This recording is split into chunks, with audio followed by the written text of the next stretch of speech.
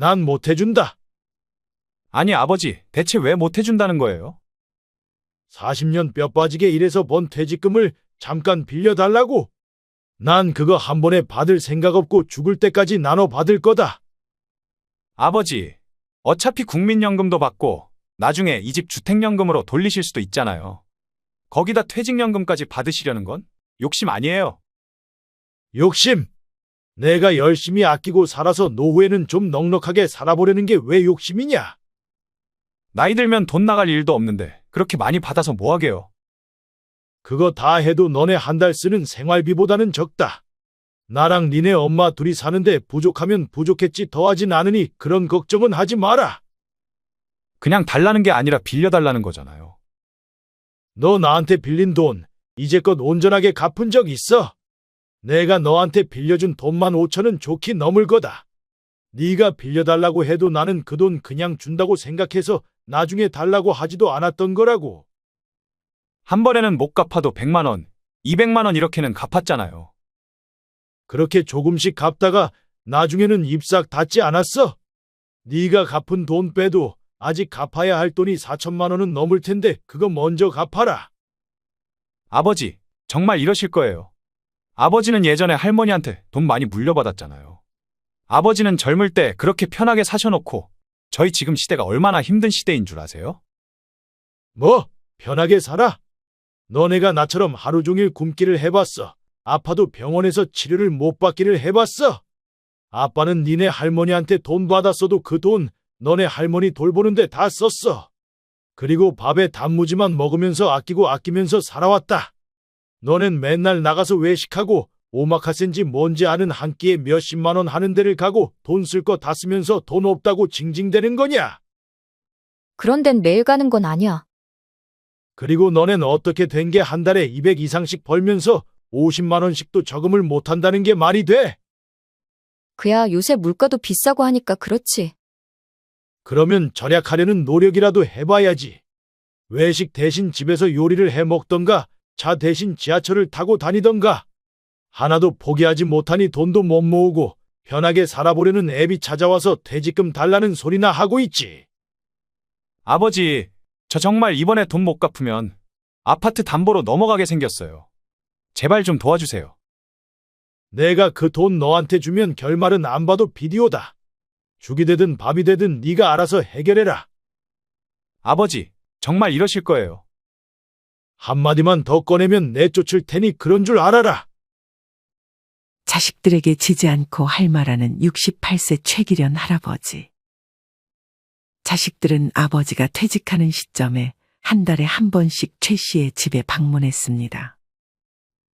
자식들의 목적은 아버지의 퇴직금이었습니다. 하지만 자식들은 이날도 아버지의 말에 반박을 하지 못한 채 꿀먹은 벙어리가 되어 쫓겨났습니다. 이런 최 씨와 자식들에게는 어떤 사연이 있었을까요? 최 씨는 어린 시절 홀어머니 밑에서 자랐습니다.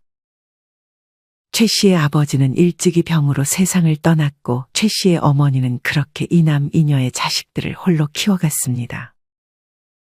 아들을 일찍 여의고 힘들어하던 시부모님과 4명의 자식들을 먹여 살리기 위해 최 씨의 어머니는 닥치는 대로 일을 해야 했습니다. 남의 집 땅에서 농사도 짓고 시장에 가서 야채도 팔았습니다. 그러다가 일 잘하고 말도 잘하는 데다 얼굴도 고왔던 최 씨의 어머니를 질투한 농장 주인의 딸이 최 씨의 어머니에게 더 이상 농사를 짓지 못하게 하고자 누명을 씌워 최 씨의 어머니를 내쫓았습니다. 최 씨의 어머니는 곧바로 다른 일을 알아봐야 했습니다. 당장 아이들이 학교에 진학을 해야 했고 시부모님은 날이 갈수록 노쇠해졌기 때문이었습니다. 최 씨의 어머니는 그렇게 거리에서 과자를 팔다 달고나 장사를 시작했습니다. 이 당시 달고나 장사는 큰 돈 없이 차려서 돈을 벌 수 있었던 아주 작은 규모의 장사였는데 돈이 많이 드는 일이 아니라는 점이 최 씨의 어머니에게 매력적으로 다가왔습니다. 최 씨의 어머니는 너덜너덜한 상자와 함께 작은 국자에 설탕을 녹여 소다를 조금 넣어 숟가락으로 돌리며 달고나를 만들었습니다. 이때는 불도 연탄불을 떼워놓고 만들었습니다. 주변에는 과자 먹거리나 번데기, 솜사탕을 파는 사람들도 있었습니다. 그리고 여름이 되면 최 씨의 어머니는 미숫가루를 만들어 팔기도 했습니다. 이런 음식들이 이 당시에는 불량식품으로 취급받아 기피하는 사람들도 있었지만 길거리에서 사랑받는 대표적인 먹거리이기도 했습니다. 그렇게 최 씨의 어머니는 눈이 오나 비가 오나 거리로 나가 먹을 것들을 팔아 자식들과 시부모를 모셨습니다. 이후 시부모님이 돌아가시고 자식들이 결혼을 할 때까지도 최 씨의 어머니는 일을 멈추지 않았습니다. 나중에는 허리가 굽고 몸이 안 좋아져 더는 일을 할 수 없을 때가 돼서야 일을 그만두었습니다. 최 씨의 어머니는 자기에게는 한 푼도 안 써가며 아끼다가 자식들에게 그동안 모은 돈까지 살아있을 적에 모두 물려주었습니다. 하지만 최 씨는 이 돈을 그동안 고생했던 어머니를 돌보는데 거의 다 썼습니다. 최 씨는 어머니의 그런 헌신으로 대학교도 졸업하고 건설회사에 취직했습니다. 그리고 아내를 만나 일남 일녀의 자녀도 낳아 키웠습니다. 최 씨의 아내는 최 씨가 돈을 물려받았다는 사실을 알았지만 그 돈을 어머니를 위해 쓰고 싶다는 남편의 말에 흔쾌히 지지해줬습니다. 반면 최 씨 아내의 부모님은 최 씨의 아내를 출가외인이라 여기며 아들들에게만 돈을 물려주었기에 최 씨네는 그렇게 없는 형편으로 살림을 시작해야 했습니다. 최 씨는 직장 근처에 집을 구해 살고 있었습니다. 집을 살 형편은 아니었기에 월세로 결혼 생활을 시작했습니다. 처음 들어갔던 집은 네 식구가 살기에는 조금 좁은 집이었지만 최 씨네는 집 욕심을 부리지 않고 아껴가며 돈을 모아갔습니다. 그리고 최 씨의 어머니가 그랬던 것처럼 최 씨도 자식들을 위해 헌신했습니다. 자식들은 그렇게 최 씨의 지원하에 대학을 졸업해 취직을 하고 결혼도 했습니다. 최 씨도 다니던 회사를 꾸준히 다녀 어느덧 높은 직책까지도 올라갔습니다. 최 씨는 그렇게 회사에도 가정에도 헌신하며 성실하게 살았습니다. 하지만 그렇게 성실했던 최 씨를 질투라도 하듯 최 씨에게 시련이 닥치기 시작했습니다. 최 씨가 출근한 사이 최 씨의 아내가 욕실 청소를 하다 그만 넘어지는 바람에 허리를 다쳤습니다. 이후 최 씨의 아내는 허리 통증과 척추 압박 골절에 시달리기 시작했고 최 씨는 일을 하며 그런 아내를 돌봐야 했습니다. 여보, 미안해요. 미안할 게 뭐가 있어? 최 씨는 예전에 어머니에게 물려받았던 돈을 자기 어머니를 돌보는 데 쓴 것에 불만이 하나도 없었던 아내에게 고마움이 가득했습니다. 그 당시 자신을 지지해 준 것에 크게 고마움을 느끼고 있었기에 아내가 다쳐서 최 씨가 집안일에 밥까지 차려주어야 했음에도 불만이 없었습니다. 최 씨는 아내가 다친 이후로 출근하기 전날부터 아내가 먹을 음식들과 집안일까지 미리 싹 해놓았습니다. 하지만 그런 최 씨의 몸은 당연히 성할 날이 없었습니다. 최 씨는 몸 구석구석 파스를 뿌리고 붙여야 했습니다. 아내는 거동이 불편했지만 그런 최 씨를 위해 앉은 채로 마사지를 해주기도 했습니다. 최 씨의 자식들이 최 씨를 대신해 반찬을 가지고 오거나 약을 대신 타오는 날도 많았습니다. 최 씨는 이런 자식들에게 고마움을 느꼈습니다. 하지만 얼마 안 가 자식들은 최 씨와 아내에게 반찬을 가져다 주고 필요한 일을 대신 해주는 대가로 점점 무언가를 요구하기 시작했습니다. 하루는 아들이 평소와는 다르게 어머니를 모시고 외식을 하자고 했습니다. 정말 맛있는 두부조림 집이 있다며 엄마가 두부를 좋아하니 그곳을 가자고 했습니다. 집에서도 맨날 먹는 두부여서 사실 다른 곳을 가고 싶었지만 아들의 고집에 결국 두부조림 잘하는 가게로 들어갔습니다. 그렇게 최 씨와 아내, 아들은 자리에 앉아서 곱게 플레이팅된 두부조림을 그래도 맛있게 먹었습니다. 음식을 다 먹어갈 때쯤 슬슬 아들이 입을 떼기 시작했습니다. 아버지는 돈 많이 모아두셨어요? 저희가 노후에 안 도와드려도 돼요. 최 씨는 이런 아들의 질문이 왠지 최 씨를 떠보는 것처럼 느껴졌습니다. 그래서 얼버무리며 답했습니다.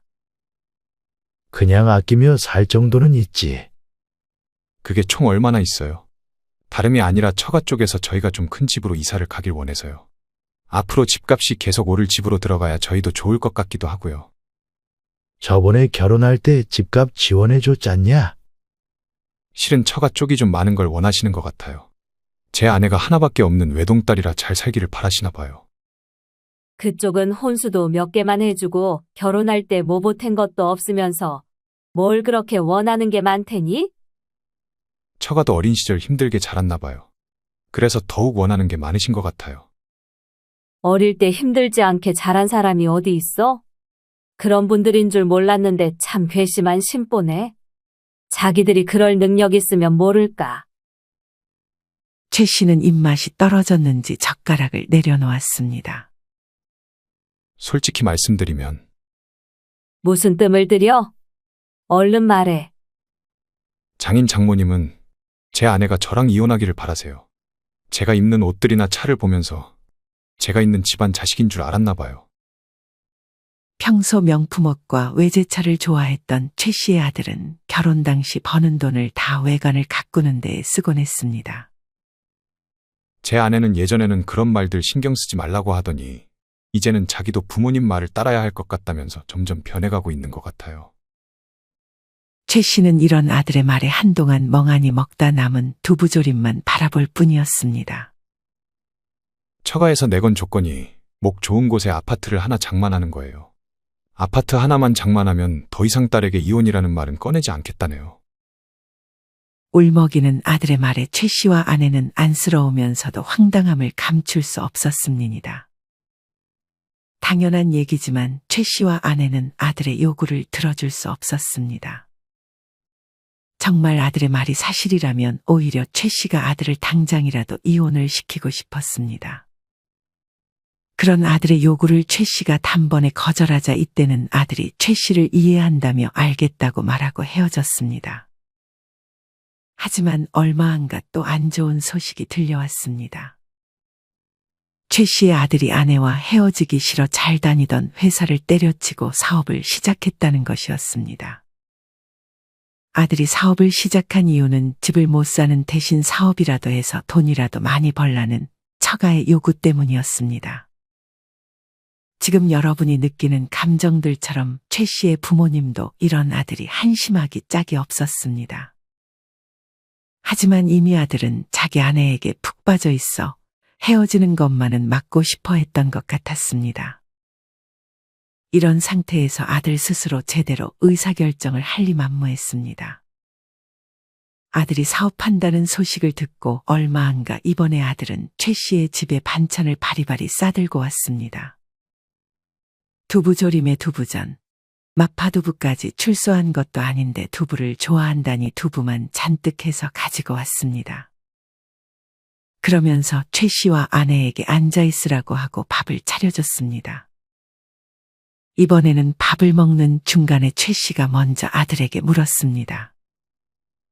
이번엔 무슨 말을 하려고 왔니?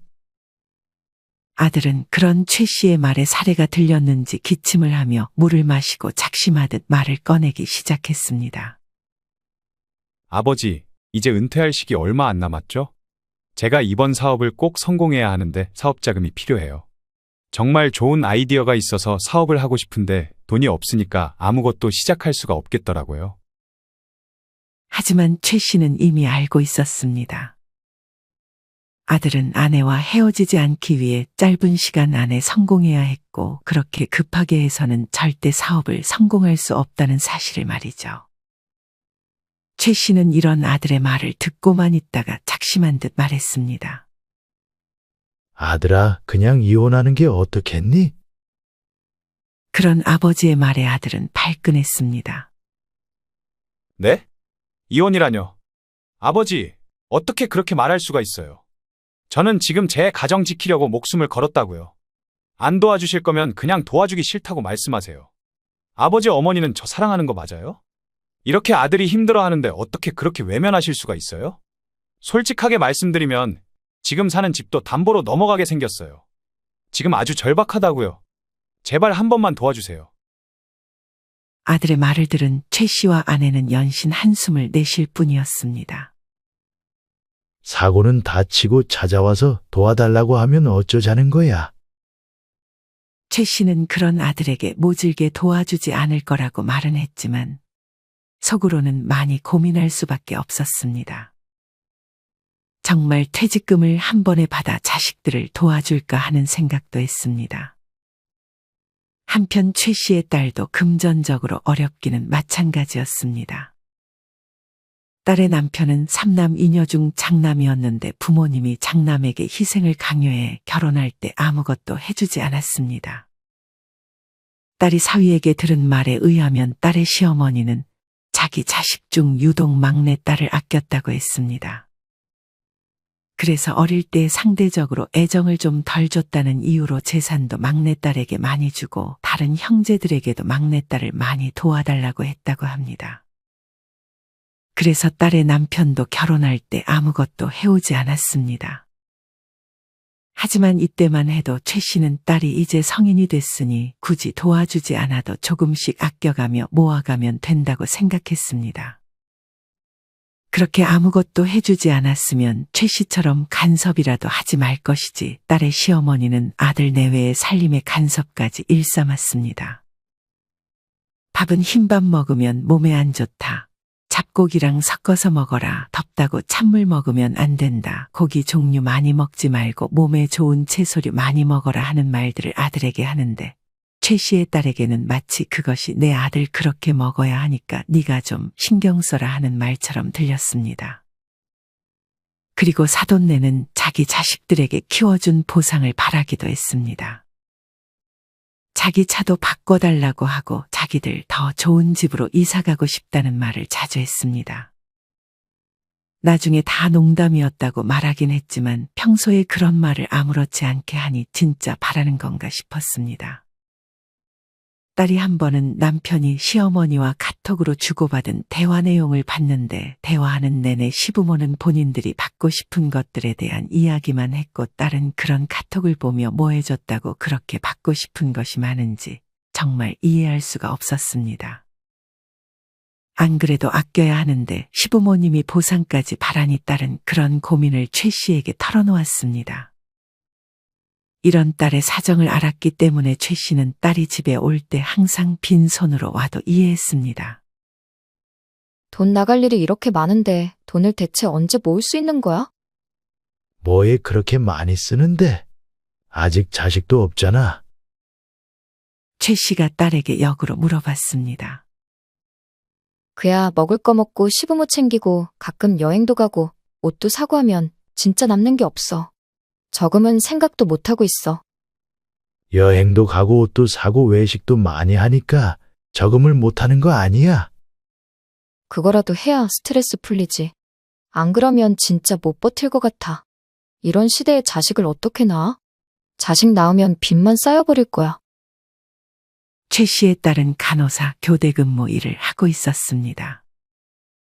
매번 일하고 집에 오고를 반복하다 보니 돈이라도 써야 스트레스가 풀린다는 것이었습니다. 최 씨는 그런 딸이 별로 이해가 가지 않았습니다. 딸은 외식을 즐겨 했고 옷도 매번 계절이 바뀔 때마다 구매하고 여행 가는 사진들을 자주 올리곤 했습니다. 최 씨가 보기엔 딸의 씀씀이가 문제였습니다. 그래서 말인데, 아빠 모아놓은 돈 좀 없어? 그걸 그렇게 대놓고 물어보냐? 아니, 집이라도 있어야 마음 편할 것 같은데 당장 가진 게 집 한 채도 없으니 마음이 불안하다고. 그러게 그때 너 모아둔 돈 가치에서 작은 집이라도 장만했으면 좋았잖아. 너가 그때 더 큰 집 욕심 부려서 나중에 살 거라며 그 돈 다른 데 쓰지 않았어? 그때는 몰랐지. 최 씨는 이런 자식들에게 오히려 성인이 되어도 간섭을 했어야 했나 하는 생각이 들기도 했습니다. 그렇게 시간이 흘러 최 씨도 은퇴할 시기가 다가왔습니다. 최 씨가 다니던 회사에서는 최 씨가 나이가 들어도 일을 잘했기에 최 씨의 은퇴 정년을 많이 늦춰주었습니다. 아직 회사는 최 씨를 필요로 했지만 최 씨는 이제 쉬면서 아내와 남은 인생 편하게 즐기기를 원했습니다. 최 씨가 받을 퇴직연금과 국민연금, 거기다 만약 머무르는 집을 주택연금으로 돌리기까지 하면 최 씨는 몸이 안 좋은 아내를 돌보며 살아가는데 문제가 없을 것 같았습니다. 하지만 예상치 못하게 병원비가 많이 나갈 수 있기 때문에 연금 중 어느 한 가지도 포기할 수 없었습니다. 마음 한켠에는 자식들을 도와줘야 하나 하는 고민도 있긴 했지만 그러려면 최 씨는 일을 그만둘 수가 없었습니다. 하지만 가뜩이나 회사 일에 집안일까지 도맡아 하던 최 씨였기에 일을 더하는 선택이 좋은 선택은 아니었습니다. 최 씨는 체력이 좋은 편이었지만 나이 앞에 장사는 없었습니다. 최 씨의 아내는 항상 최 씨와 얘기할 때 고향이었던 조용한 시골로 내려가 살기를 꿈꿨습니다. 최 씨는 시골은 벌레도 많고 병원도 멀어 싫다고 했지만 아내가 고향을 그리워해 그러겠다고 말했습니다. 최 씨는 이미 아내 고향의 집까지 알아봤습니다. 최 씨에게 있어 최고의 노후는 아내와 함께 식사를 하며 웃고 떠들고 같이 좋아하는 TV 프로그램을 보는 소박한 일상이었습니다.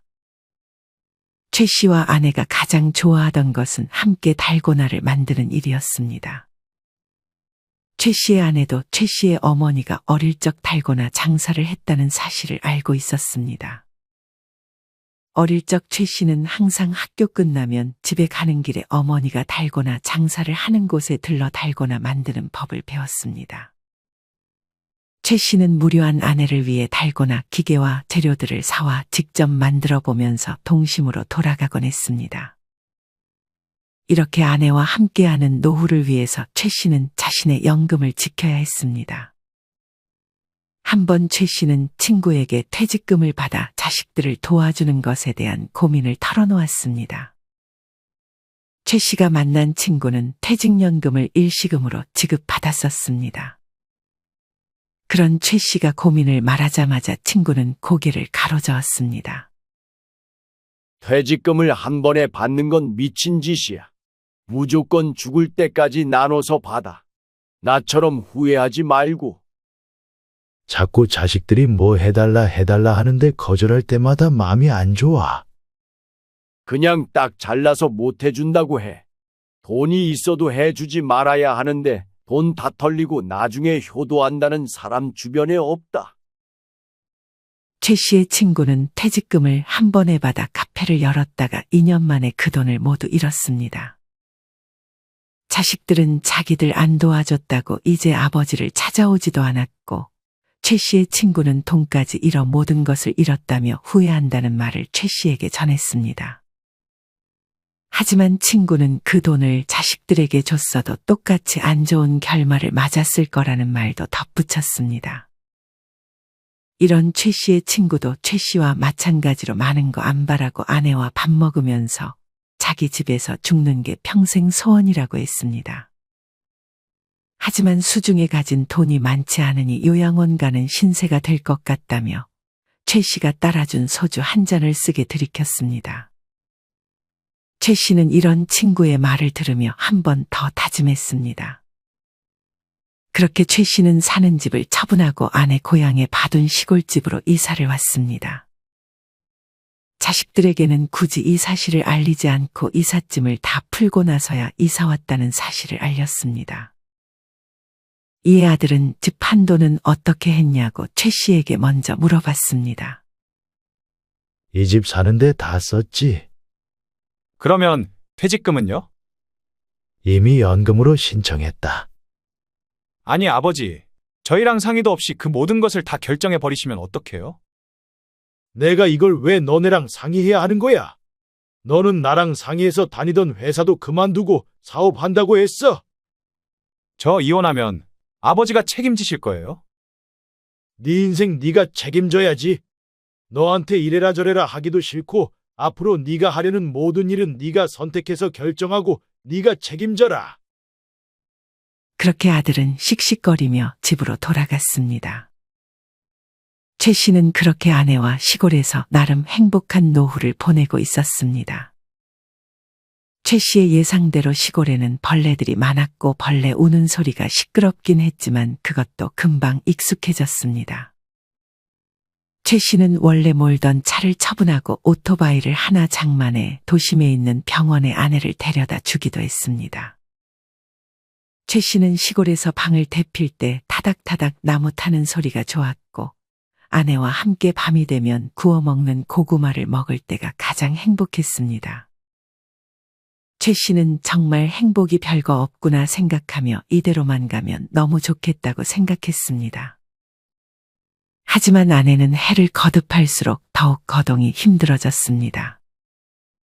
최 씨는 그런 아내를 챙기기 위해 지속적으로 자신의 건강을 챙겼지만 점점 최 씨의 허리도 굽어가기 시작했습니다.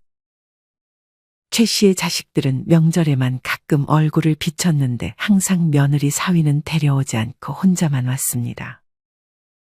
아들은 끝내 아내와 이혼했고 딸은 아무것도 해주지 않은 최 씨를 점점 원망하기 시작했습니다.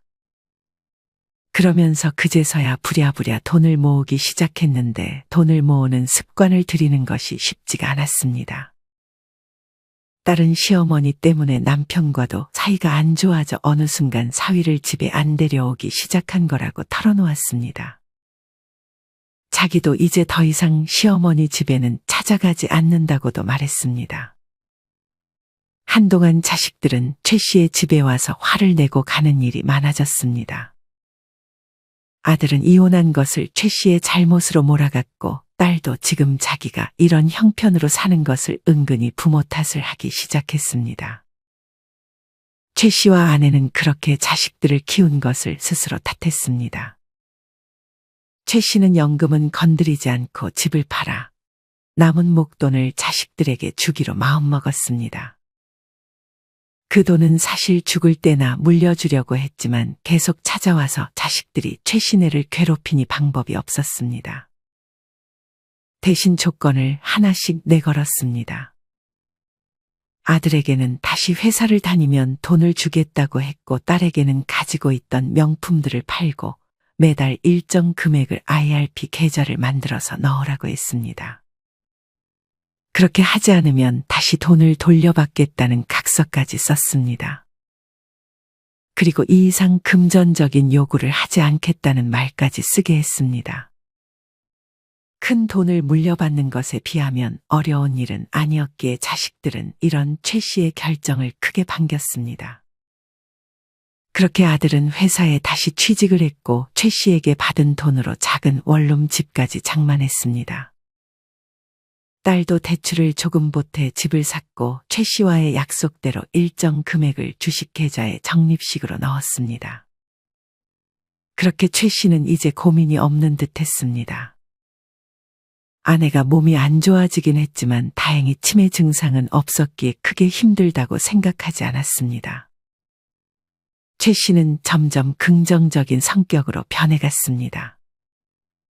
최 씨와 아내는 없는 것보다는 가진 것에 만족하며 그렇게 살아가고 있었습니다. 하지만 자식들은 점점 욕심을 내기 시작했습니다. 아직 최 씨가 재산에 대해 자식들에게 다 밝히지 않았는데 저번에 목돈을 받은 후로 최 씨가 가진 돈이 많다고 생각했던 것 같았습니다. 하루는 늦은 밤 자식들이 최 씨의 집에 같이 찾아왔습니다. 최 씨의 아내는 방에서 자고 있었고 모처럼 최 씨는 자식들과 마른 안주에 간단히 맥주를 한잔하고 있었습니다. 아빠, 엄마 모시는 거 힘들지 않아? 요새 요양원 다들 들어가는데 엄마도 슬슬 요양원에 모시는 게 어때? 그래요, 아버지. 아버지도 언제까지 오토바이 몰지도 모르고 그러면 병원 가기도 불편할 텐데 어차피 저 혼자 사니까 아버지는 저희 집에 모실게요. 최 씨의 자식들은 그렇게 친하지 않았는데 오늘따라 쿵짝이 잘 맞았습니다. 하지만 최 씨는 단호하게 대답했습니다. 그런 생각은 한 번도 안 해봤고 앞으로도 그런 일은 없을 거다. 네 엄마도 낯선 곳 싫어하고 아빠 옆에서 죽겠다고 매일 말하는데 내가 어떻게 요양원에 보내겠냐? 같이 들어가는 거면 몰라도 그래도요, 아버지. 엄마 언제 몸 더 안 좋아질지 모르잖아요. 너네 정말 이 엄마 아빠를 걱정하는 게 맞냐? 자꾸만 그만 얘기하라 그래도 자식들은 오늘 결판을 보겠다는 각오로 얘기를 이어가기 시작했습니다. 걱정돼서 그러는 거지. 아빠 몸도 이제 점점 안 좋아질 텐데. 너네가 언제 이 엄마 아빠를 모셔봤다고 그런 얘기를 해? 너 보면 모시는 게 쉬운 줄 알아? 내가 장담하는데 너네 한 달도 못 버티고 내쫓으려고 할 거다. 에이, 아버지. 저희가 자식인데 부모를 내쫓겠어요? 그냥 엄마 요양원 보내고 아버지는 저희 집이나 집 근처에서 편하게 지내세요. 너네도 다 일 가는데 예비 혼자 거기서 뭘 하겠냐? 아빠 근데 연금은 얼마 받아? 엄마 요양원 보내면 그 돈 좀 넉넉하게 남지 않아? 자식들은 갑자기 연금 얘기를 꺼내며 슬슬 본색을 드러내기 시작했습니다. 나이 들면 쓸 돈이 뭐가 있다고. 한 달에 100만 원 정도면 충분하지. 퇴직연금은 중도해지 할 수 있지 않아? 그 돈으로 나 대출 좀만 갚아주면 안 돼. 요새 이자가 너무 비싸서 생활비가 다 이자로 나가는 것 같아. 아버지, 저는 이번에 여자친구가 생겼는데요. 여자친구가 결혼식을 올리고 싶어 해서요. 많이는 아니고 조금만, 정말 조금만 도와주시면 안 될까요? 아니면 연금을 담보로 대출 받는 건 어떠세요? 금액이 꽤 될 것 같은데. 대출 이자는 저희가 갚고 원금도 조금씩 저희가 갚아나갈게요. 최 씨는 이제 정말 지긋지긋했습니다. 차라리 돈이 한 푼도 없으면 자식들이 이렇게 찾아올 일도 없으니 마음은 편하겠구나 하는 생각까지 들었습니다. 최 씨는 지금 받는 연금뿐 아니라 가지고 있는 재산에 대해 자식들이 알게 되면 자식들의 요구가 끝이 없을 것 같았습니다. 최 씨는 거짓말을 조금 섞어 저번에 자식들에게 준 돈 빼고 남은 재산 없고 받는 연금은 매월 생활비 간당간당하게 나오는 정도라고 말을 했습니다. 진짜 받는 연금을 말해주면 그것도 욕심낼 것이 뻔했습니다. 최 씨는 그 자리에서 자식들을 내쫓았습니다. 자고 갈 생각이었다며 술 먹어서 운전 어떻게 하냐는 자식들의 말을 들은 채도 안 하고 자식들을 내쫓아버렸습니다. 그러고는 상을 치우고 아내가 자고 있는 방으로 들어갔습니다. 최 씨가 방에서 들어선 순간 최 씨의 아내가 숨죽여 우는 소리가 들려왔습니다. 아내는 자지 않고 최 씨와 자식들이 하는 말들을 다 듣고 있었던 것이었습니다. 최 씨의 아내는 눈물이 없는 사람이었습니다. 최 씨는 감정 굴곡이 없고 미움이 없었던 그런 아내가 좋았고 같이 살다 보니 아내의 많은 부분을 배워서 좋을 때가 많았습니다. 하지만 최 씨는 그런 아내의 눈물을 거의 처음 봐서 더욱 마음이 아팠습니다. 아내의 눈물에는 자식들에 대한 미움과 남편에 대한 고마움이 동시에 담겨 있었습니다. 최 씨는 그런 아내를 달랬습니다. 그러고는 요양원에 들어갈 일은 절대 없을 거라고 말했습니다. 하지만 자식들 말대로 점점 최 씨도 몸이 안 좋아져 갔습니다. 당장 오토바이를 언제까지 탈 수 있을지 몰랐던 최 씨는 아내에게 도심으로 가자고 설득했습니다. 넓은 집은 굳이 필요 없었기에 최 씨는 고령자 복지주택이나 공공임대주택을 알아봤습니다. 자격 요건이 매우 까다로울 줄 알았지만 생각보다 그렇게 까다롭지는 않아서 최 씨는 머지않아 그곳으로 들어갈 수 있었습니다. 집은 10평 남짓했지만 어차피 집이 넓으면 청소하는 것만 힘들었기 때문에 그 정도면 충분하다 생각했습니다. 최 씨는 자식들에게 이사간 위치를 알려주지 않았습니다. 아내가 자식들을 별로 보고 싶어 하지 않았기 때문이었습니다. 자식들에게는 연락이 자주 왔지만 최 씨는 안부 정도만 확인하고 길게 대화하지는 않았습니다.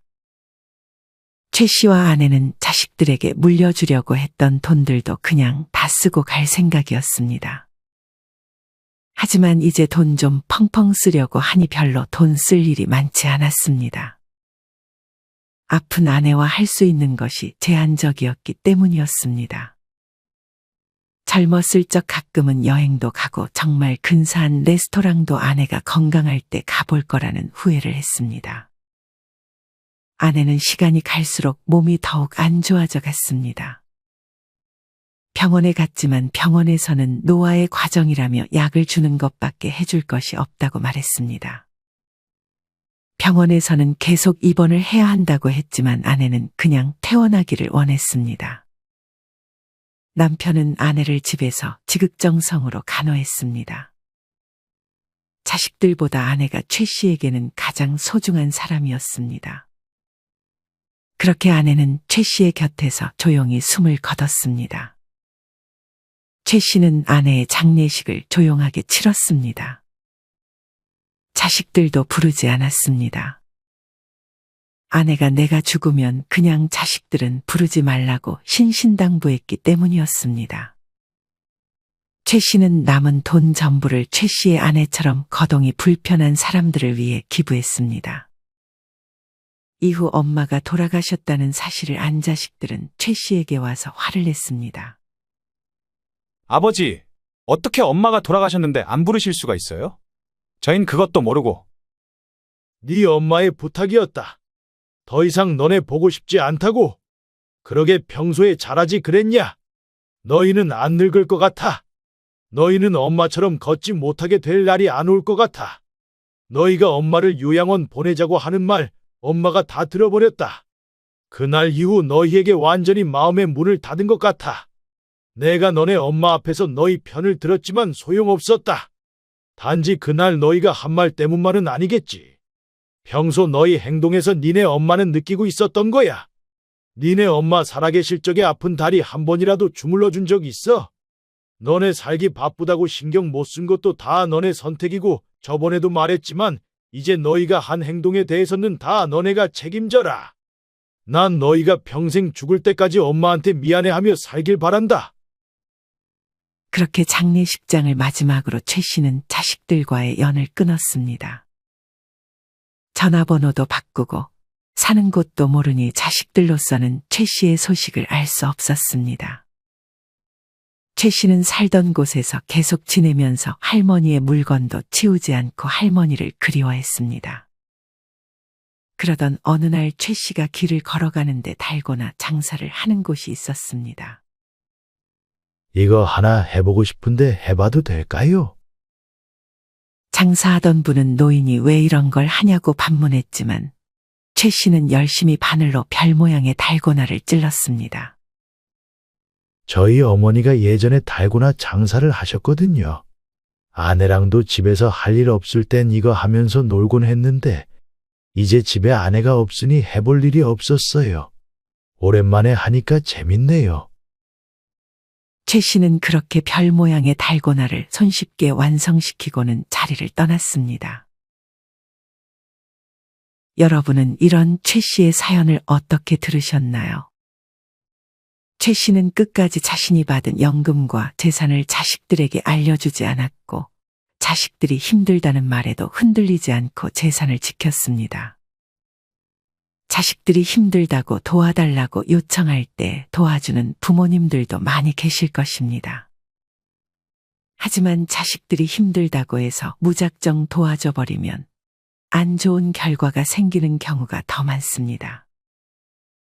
특히나 최 씨의 아들처럼 갑자기 사업을 하겠다고 지원을 해달라고 했을 때 덜컥 지원을 해줘 버리면 이는 자식에게도 부모님 자신에게도 최악의 결과를 가져올 수도 있습니다.